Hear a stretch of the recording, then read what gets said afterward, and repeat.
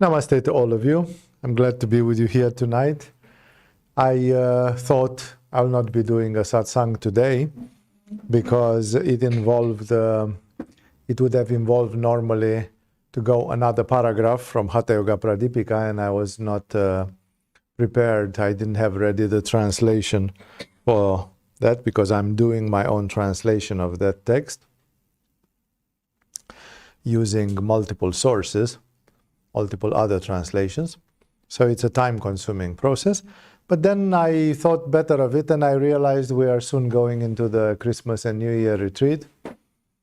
And there will be no more satsang this year. Then we're going to find ourselves in the next season, directly in some busy season. And I thought, let me talk to the people once more before we finish the season, make like a sort of a final satsang for this year. And with no theme in particular, I'm going to keep it rather short. My intention is to make a sort of an analysis of the year that passed, a little bit looking at the year which is coming, looking at the yoga life that we have in Agama, looking at what's happening in the world, and dealing with our most important concepts, such as the concept of aspiration and other similar things. I even had in plan to read for you a text written by my first spiritual teacher many years ago. But I decided that perhaps I will start the next season with it because it's a text of hope, of great spiritual hope, making people's hearts very enthusiastic about what's happening in spirituality. And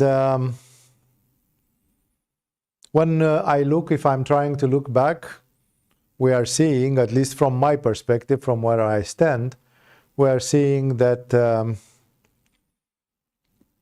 we are sheltering ourselves in our spiritual practice, and at the same time the world is having some spiritual challenges, some serious challenges. I'm not going to talk as a journalist or as a politician to start listing so many problems which we had in the last 2, 3, 4 years with epidemics and wars and conflicts of different kinds.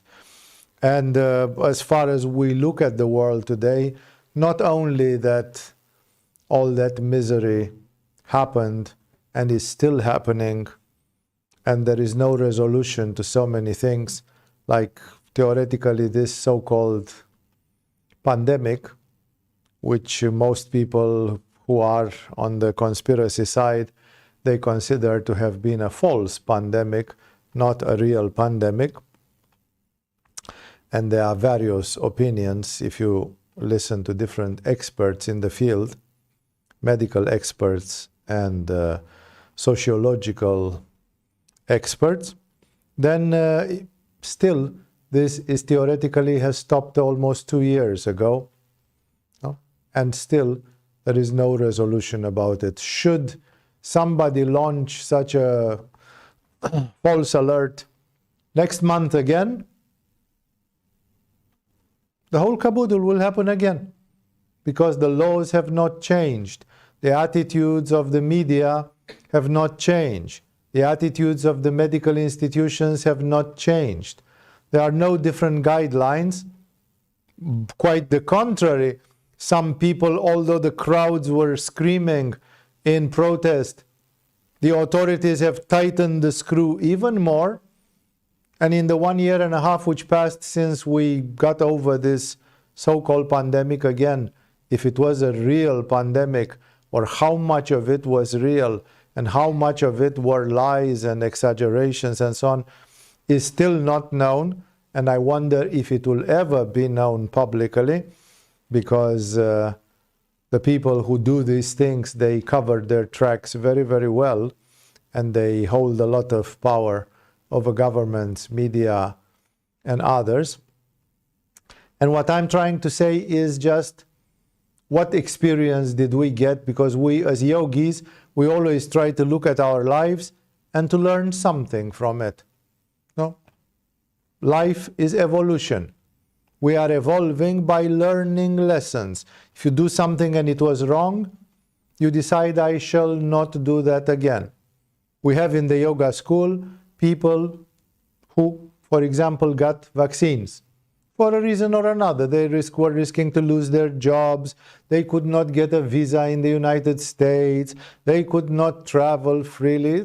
Some of them felt pressure one way or the other, and coupled with the fact that they felt alarmed if there was a real virus out there and how potent that virus really was, if it was more potent than a simple flu or something like this, they got vaccinated. Many of them today, they say that they are sorry and that if it would happen again, they would not get vaccinated second time because they have seen the consequences. They have seen also the media about it and so on. But would you think that in your country, look in your country, look at the general level, look at the universal televisions like, a CNN or something, the international media, any one of them has learned anything?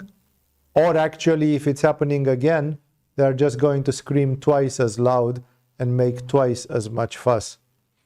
In these conditions, many people, what we learned from yoga is that either on purpose, I don't want to be a conspiracy theorist, although there are many so-called conspiracy theories, which I see quite clearly that they are very true and that they are called pejoratively conspiracy theories, so that you put them down and that you don't look seriously into them. But actually, when you look seriously, you see that many of them are much more serious than just the conspiracy theories. So people who dabble into this, they would say, if this happens next time, if somebody has a plan and they let you breathe for 2-3 years and then zang, they hit you again and they tell you all sorts of stupidities that because of the global warming, the mutations of the viruses have accelerated, some nonsense. They can invent all sorts of pseudoscientific nonsense which will be sustained by fake media and by fake propaganda, and then the whole caboodle will start again. And I'm sure that if people don't stand up now to prevent it, then when it is in the hot days, when people lose their heads and they say, yeah, but you don't know if it's true. What if it's true? What if this time this virus is a real virus and a real killer and all that? Then in those days, it will not be possible to take any decision because the pressure will be there, the fire will be there, and then people will do like they do now. If they say, why did they do the stupid things like putting masks on people's faces when the masks don't help with viruses and so on? They shrug and they say, you have to forgive us. We were alarmed. Nobody knew anything. We were desperate and we tried to do something because probably a little something would be better than doing nothing. We couldn't just sit there and do nothing. No? That being one of the most lame excuses that you can invent, but it works for many people. And therefore, what I'm trying to say here, such an excuse would work today. But if this happens and the temperature rises again, then nobody will look to say, hey, it happened 3 years ago, now we have to take some steps, no, but we can't fall in the same trap. People will fall in the same trap and they will make it worse. That's why you say, what did we, like yogis, learn from all these years? And it's not only the pseudo-pandemic or pandemic or whatever it was. It's very difficult to evaluate because even in the scientific world, some people are screaming on one side and screaming on the other side. And there have been court cases and although court cases have been won in the favor of the people who said that there was no real pandemic, if you go to and ask ChatGPT what happened in 2019, they will say we had a big pandemic. Hey, are you stupid? Haven't you found out that in Germany they won court cases where it was demonstrated by judges that it's not true. No, no. Although some victories are on the side of the freedom of information, nevertheless, some mysterious hand, and I'm saying it again, some mysterious hand keeps the tap tight. It's like ignoring all these and just keeping like, okay, we didn't hear that. We just continue with, we want to think like this. We want the masses to behave like that. And therefore, we as yogis, we can only be alarmed, because until the planet doesn't wake up and it doesn't go against war, violence, manipulation, fake pandemics and others, we simply know that next time it's going to be worse. If the next time is going to be in the dangerous year of the dragon, which comes next year in Chinese calendar, is the year of the dragon, and usually the year of the dragon tends to be a violent year, because the astrological sign of the dragon is a sign of war and power and domination. Then, or if it will happen 3 years from now or 13 years from now, we from yoga, unless a miracle happens in some countries of the world, we have no hopes. Because we know the screw will be tightened even more. Truly, most of the yoga people that I have spoken with, they told me really what we learned from this is we looked at what countries reacted badly. Like everybody knows that in Australia and other places, they reacted miserably. They reacted really, really Big Brother style. And on the contrary, there have been countries which all during this so-called pandemic, again, I don't want to say if it was a pandemic really or not, because I don't have the scientific expertise to tell you the alpha and the omega. I just hear the opinions of a lot of scientific minds, and some say it one way, some say it the other way. But what I'm saying here, many of the yogis that I've spoken with, they said, yeah, and there have been countries that reacted in a very neutral and benign way, and they didn't make a fuss about it. Like while Australia is one of the most demonic countries in its reaction to this pandemic, there are countries like Mexico, for example, which have problems from many, many other social standpoints, but with the virus, they didn't give a shit. They didn't put restrictions for visa, for vaccination, for anything. You could go in Mexico anytime you wanted, travel, do whatever, without being restricted by the need to have vaccinations or things like that. And that's why when we are supposed to learn. It is said by somebody, a great philosopher, that people who don't learn from their mistakes and from history, they are bound to repeat that history, because that's how the learning process is. You put your hand on a hot surface, ouch, you burn yourself. If you forget, which is possible, you put it the second time, then it's almost impossible to forget the third time. And if you are a total moron and forget the third time, then probably the fourth time you will have a reflex in your reptilian brain to not touch that surface, because the learning process goes by repetition.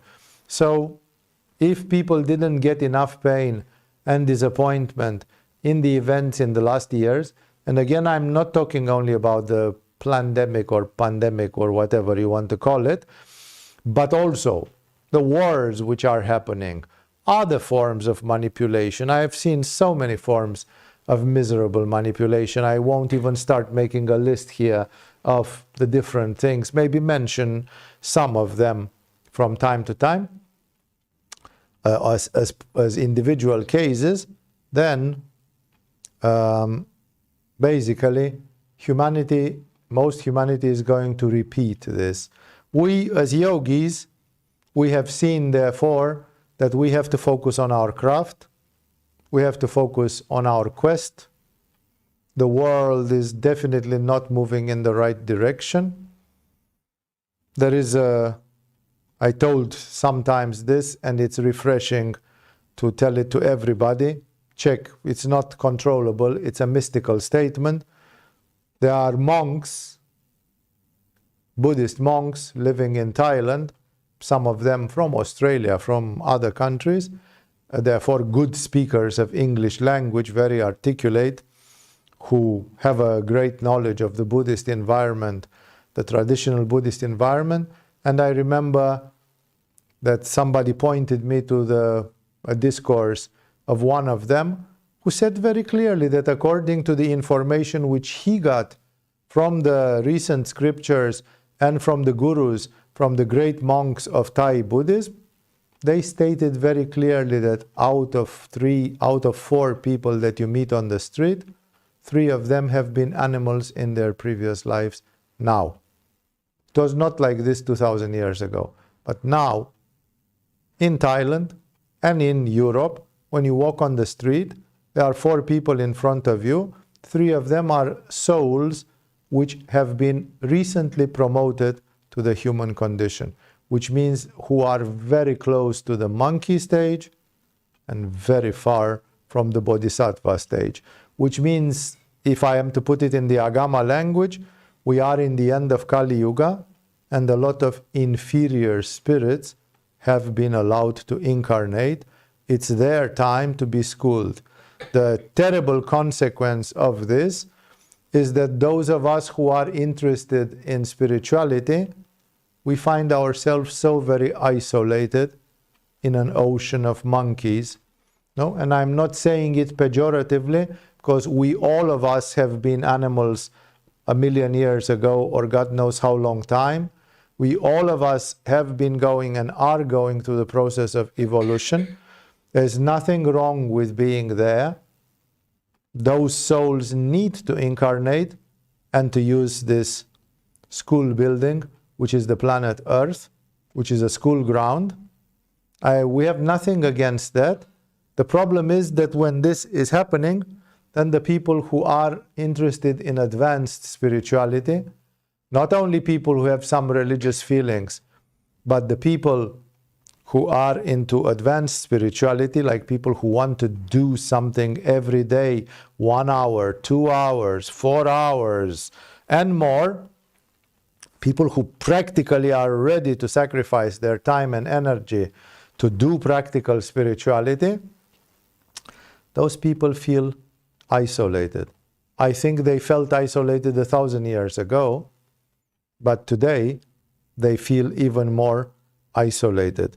Therefore, this is causing me to muse a lot, to think a lot about what means to be a spiritual seeker in the modern world, specifically what means to be a yogi, what means to be a tantric yogi in the modern world, when the conditions in the world are the way they are. How to protect yourself from this general wave of inferiority, no? Because, again, you will make a community of superior people, but then the monkeys will come and hurt you simply because they can't tolerate such a difference. So it's not enough to just say, I found 5 people who are spiritually superior, and then we are sticking together in a corner of this island. Or you all see what's happening. Now, Thailand is a country which, under the pretext of liberalizing its tourism and recovering the money from its destroyed tourism, has found a solution, the unthinkable, which didn't happen even in Holland, which was one of the most liberal countries of the European Union. They liberalized marijuana completely. In India, you cannot buy marijuana freely on the street. In Holland, you cannot buy marijuana freely on the street. To my knowledge, there is no other country in the world where you can buy marijuana on a shop, on the road. You can just stop your motorbike and buy a joint and smoke it while you are driving a motorbike, or God knows what you are doing. That happens all the time in Koh Phangan and generally in Thailand. And that's the signal, it's the symbol of a huge decadence, which again makes us think about how do we proceed with yoga. Okay, if 3/4 of the people, 75%, are fresh monkeys, freshly born monkeys, then still there are 25% which are human souls at various stages of evolution. And out of those human souls at various stages of evolution, 1 in 1,000 will be interested in something spiritual. No? And so, of course, we are still the kind of magnet, the kind of resonance for those souls that are looking for spirituality. The problem is how to cope with this situation, how to organize in this situation. Of course, as you know, there are many spiritual people, and I'm one of the people who often tends to think like this, who simply surrender. That means they simply say, que sera, sera. I consecrate, I offer everything to God.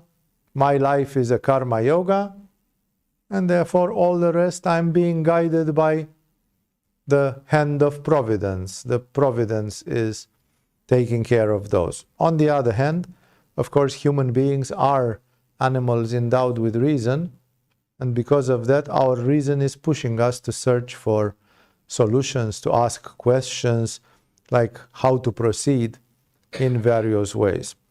As I said, so many trends have happened.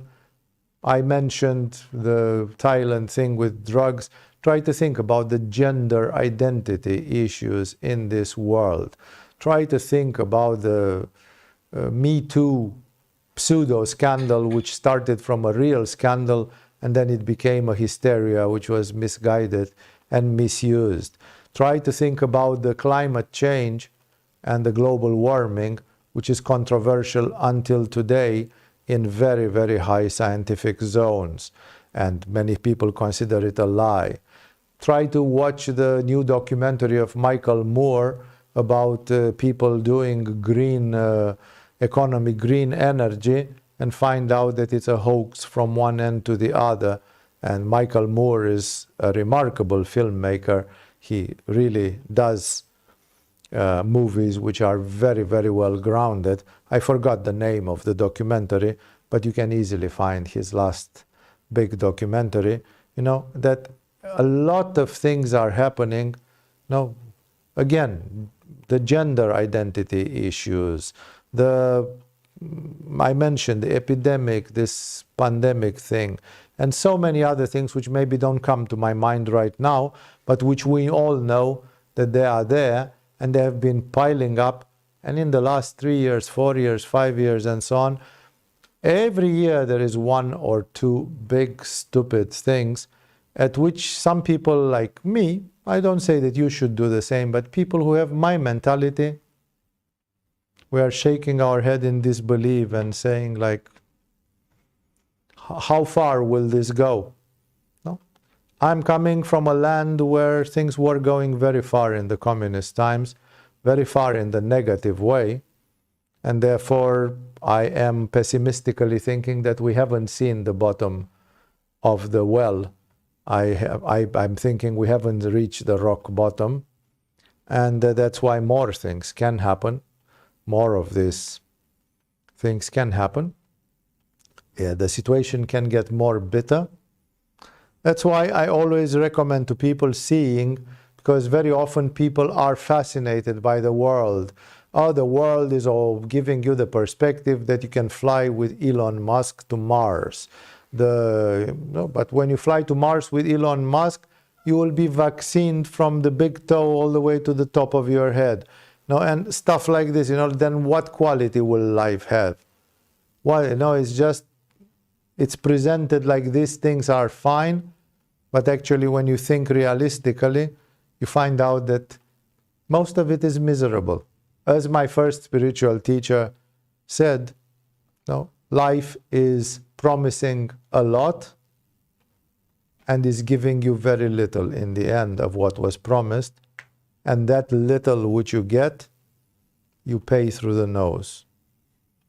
Like in the end, I always find myself in the last year especially, maybe it's my age also, I find myself empowered in realizing that the spiritual aspiration, the spiritual hope, the spiritual quest is perhaps the best way of living your life, the best way of using your time and energy, because we see less and less hope, in spite of the fact that the world is becoming more and more science fiction, and people tell you that they could put a chip in your head and you could just have a mobile telephone and a computer directly in your head. In spite of all this science fiction nonsense, nevertheless, we see that the world is becoming tighter and tighter. Many things are getting uglier and uglier. And surely, that's why when I analyze not only 2023, yes, in 2023, we in Agama, we did a great job. No, we focused on our spiritual things. We had courses, we had workshops, we had retreats. Many people practiced seriously pretty much every day. There were people who obtained nice levels of consciousness, high spiritual states in their practice, and therefore the school has fulfilled its role in guiding people and making people advance. And what's going to happen in 2024?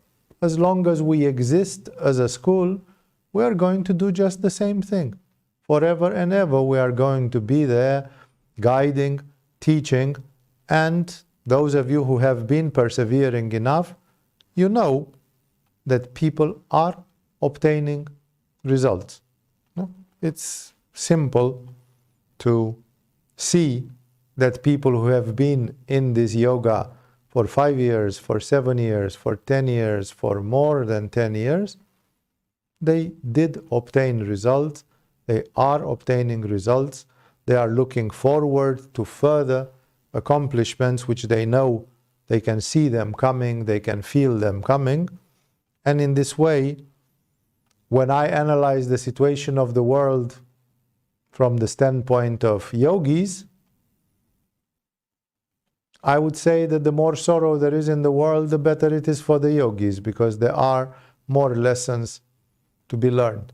I remember that in 2008, when there was the big financial crisis, next year in 2009, we had a lot of students coming to Agama.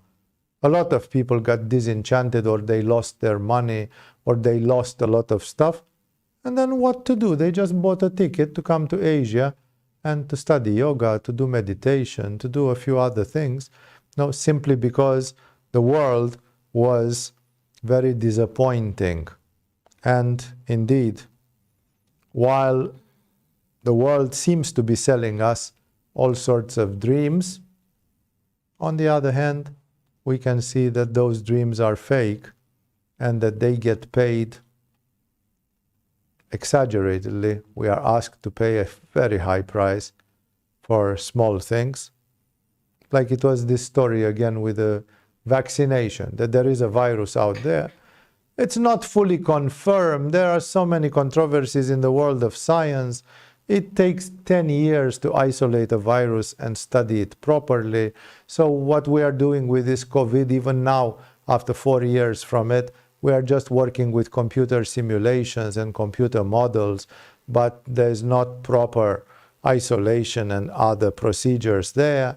A vaccine takes 5, 10, 15 years to be made, and there was not this time, and people were told, well, this is the best we could do in such a short notice, in such a short time.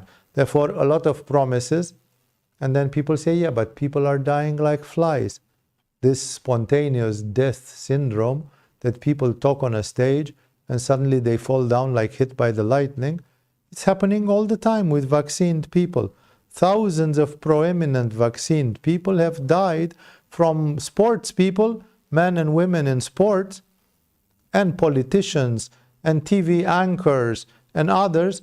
I read almost every day or every week a report in the censored media that another one has fallen down, another one, and they completely avoid saying that these people were vaccinated. And at least to raise a question mark, the percentage is so high that could there be a connection with, like, can the vaccine have terrible collateral effects and so on? And then you say, yeah, but it was worth it. On the other hand, it was not worth it, not from the standpoint of yoga. And the same thing with so many other things. Not only, again, this pandemic was one of the very acute things which happened at this time, but so many other things are happening. And many of these are destroying humanity. You see, in the spiritual studies about the history of humanity, it is considered generally that the world is a battlefield, and your soul is hunted by the shadows and by the light, by the demons and by the angels. Each one of them, you are being launched in the middle, in the no man's zone, and then both the angels and the demons say, come to us, choose our path, choose our way. And then, of course, souls which are young monkeys, as I said earlier, they don't know what to choose because they are freshly into the business of being human. And then sometimes they make the wrong choices. And thus, we have a world which becomes very polarized in so many ways. But what I'm trying to say here is that the human soul is a battlefield and is in the crossfire. No? And the spiritual history of mankind, it's like when Jesus came to Israel. A lot of Israelis became the first Christians, but not all of them. Yeah? And of course, the ones who proclaimed themselves Christians, they were not Israelis, and the ones who stayed to be Israelis in history, they were precisely the ones who were not accepting Jesus as being the spiritual proeminent being and the Savior which he was. And therefore, the human being is pulled, the human soul is pulled to the left, pulled to the right, come with us, make a choice, choose this, choose that. And that is precisely the nature of being tested, the nature of evolution.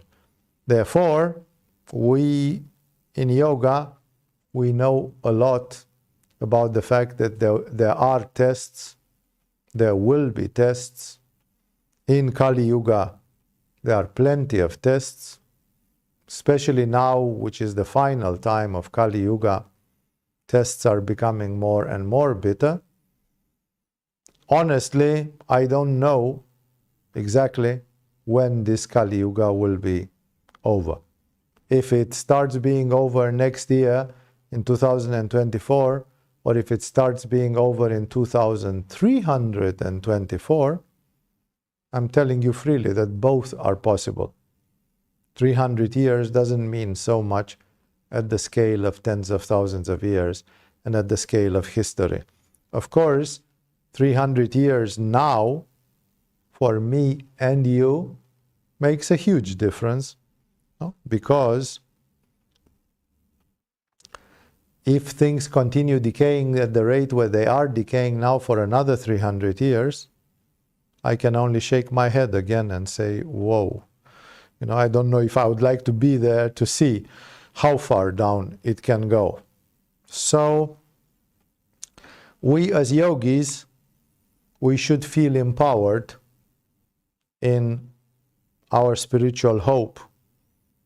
Because again, if the world would be promising amazingly good things, you would say it's very tempting.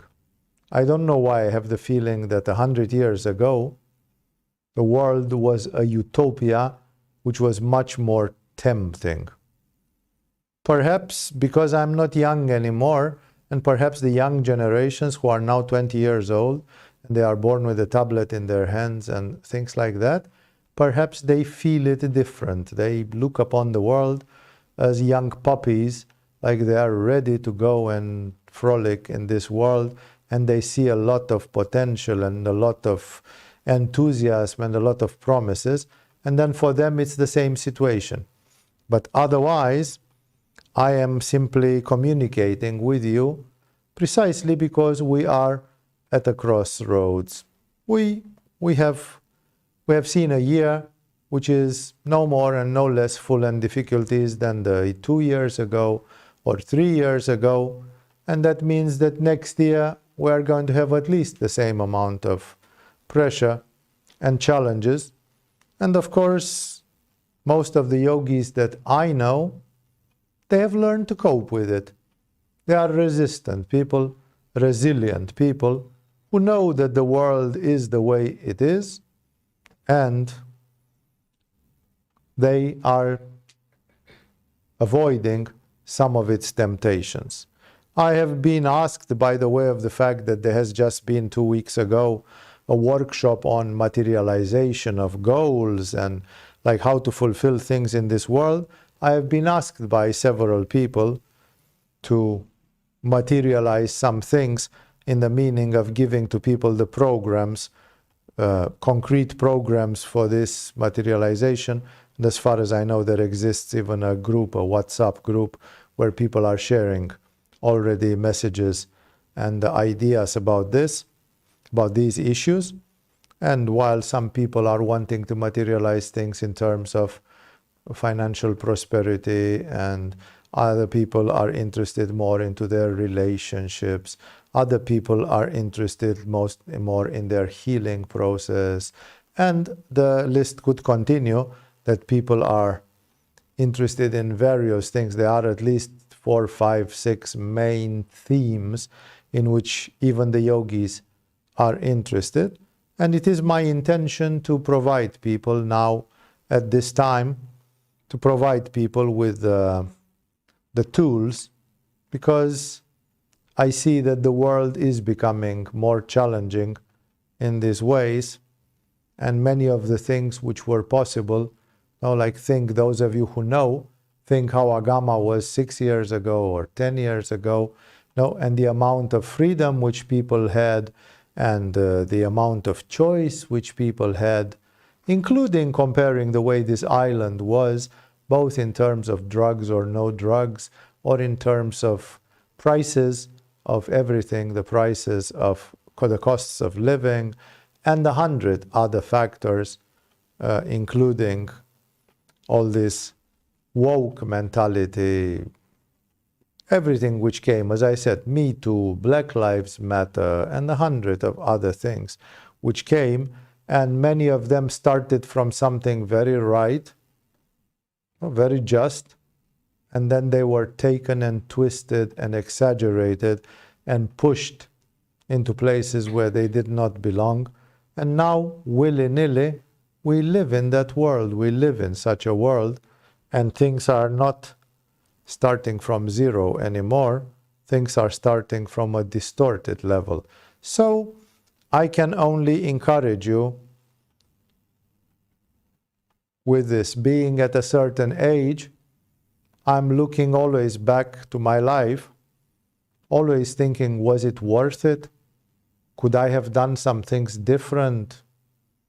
Is the guidance which I was giving to my students good enough if I took this responsibility? Because I could have lived my life for myself or for a limited group of friends or something.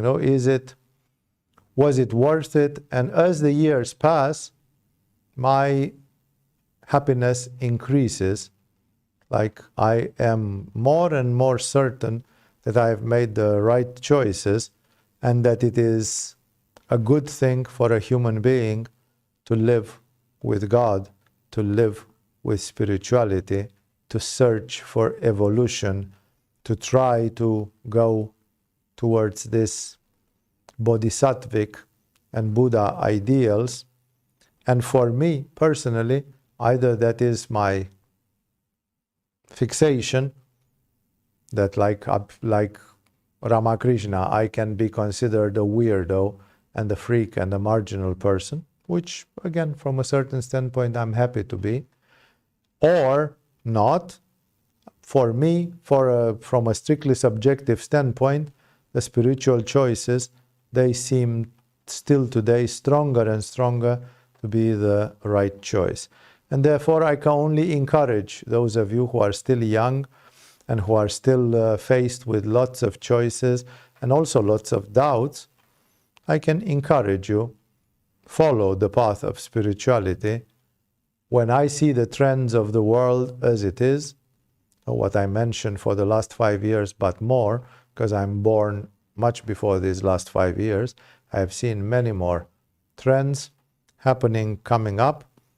And when I'm looking at what comes from the spiritual practice and the results from it, I'm always advising people, take the spiritual path. If you have aspiration, if you have a longing, and if you are kind of 50-50, I don't know what to do, focus.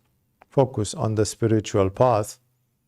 Choose a spiritual path which fits for you. I'm having in my school even students who share 2 or 3 spiritual paths at the same time. And sometimes it's possible. When people are getting confused, I'm trying to clarify the situation for them, because sometimes people don't have the clarity. But the most important thing is to have this aspiration, to have this longing, to do the practice, to move in the right situation. I see this year which passed as a year of breathing, taking a breath, because more major things like the war in Ukraine and the end of the pandemic and all these vaccination final things and so on, more of them happened last year in 2022 than this very current year out of which we live the last days now, 2023. So in 2023, it's like everybody was like, drawing their breath, catching up with their breath. But it is possible that the next year is again a year of intense activity where things are moving, because usually in the year of the dragon, many things are moving. It's not only, I'm not talking about it only as Chinese astrology, but that's a starting point. It's an anchor as good as any other. And therefore, I'm telling to everybody, muster up your aspiration, summon up your spiritual practice. Things are moving. We are in a period of history where things are moving. If you find ways to be together, if you find ways to nourish each other's aspiration, nourish it, support each other with a tantric practice, with all the right ways of living, such as good diet, hatha yoga, meditation, kundalini, and all the good things which you know. Because I think, again, I'm saying, I have no idea, honestly, how long this descent in hell will continue. And if it will continue 300 years more, for one, I am appalled. Although in my life I have seen worse than what is happening now, because in local conditions, the cultural revolution of the Chinese people against other Chinese people, all the genocide done by the Cambodians against other Cambodians, or other such events. Of course, they have been in isolated short times. There have been communities which have endured way, way worse. But per average, if you make the average per humanity, per average, things are moving right now still in the wrong direction. I have seen that most of the people which I know from yoga, and that means 90% of them are my students, and then people who came by and who are not directly my students, but they were in yoga, most of them have learned to endure this pressure of the world in a passive way. Like, I appreciate more and more what it takes to be a Ramakrishna, or to be a Jesus, or to be a Prophet Muhammad, or somebody who actually proactively changes the world big time, like the one who becomes the spearhead, the one who is really cutting the waves, cutting the pro wave, like on a boat, the first wave, the first. It really takes a lot of grace. I personally have met in my life a few great yogis.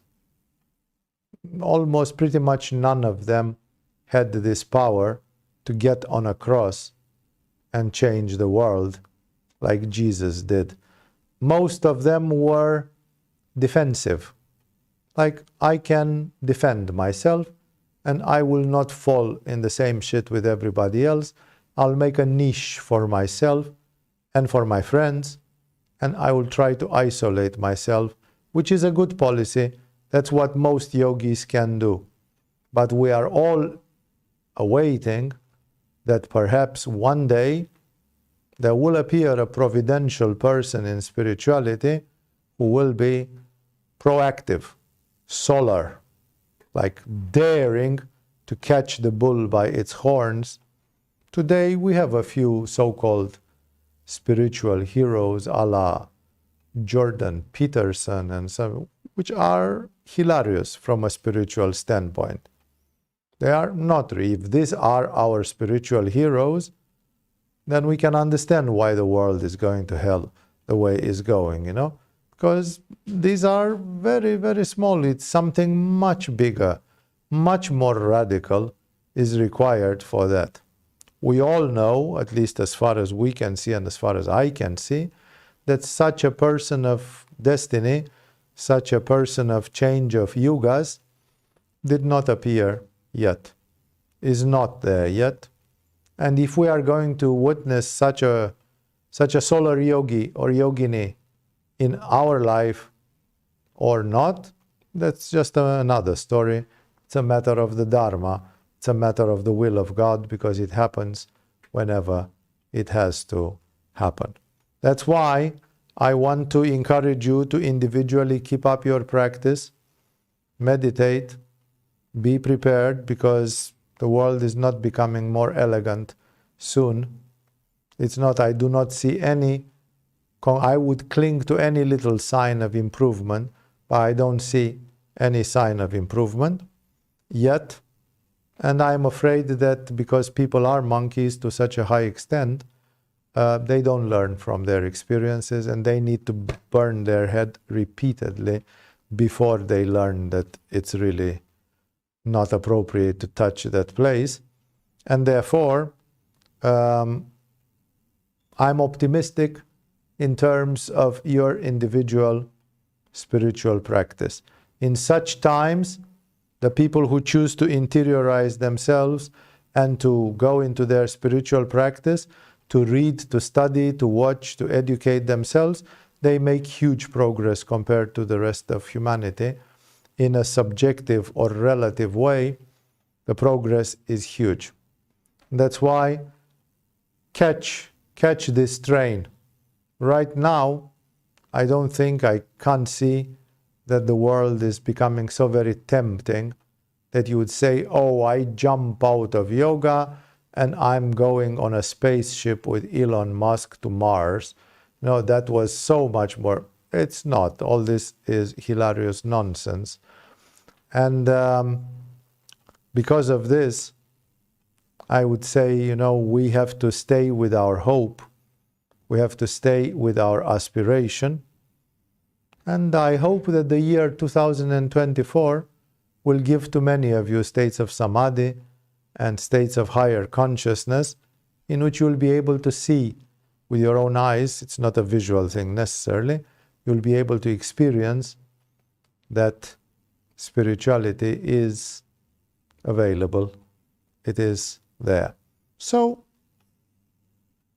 I hope that, although a bit depressive in some ways, because I didn't give you great news like, oh my God, I see signs of revival and everything, I see signs that spiritual practice has not been dismantled. Spirituality has not been taken from us.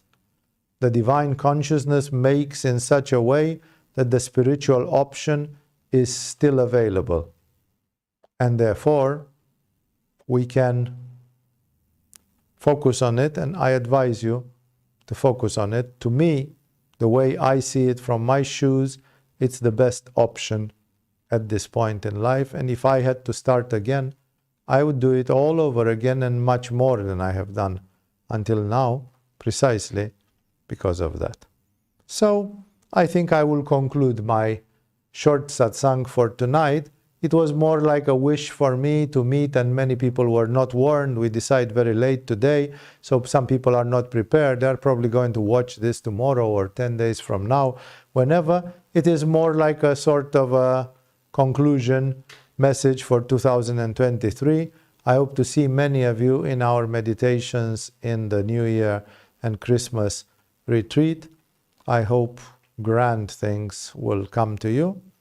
And of course, in 2024, full power in our spirituality, because it becomes more and more like salvation. It's not without a reason that Christ has called it salvation, and he's called the Savior. You want to be saved. Yoga and Tantra are our salvation, are a salvation in situations like this. Thank you all for joining tonight. I hope, in spite of negativities, I could transmit also some hope and some injunction to focus on things. See you along the path and here in Agama.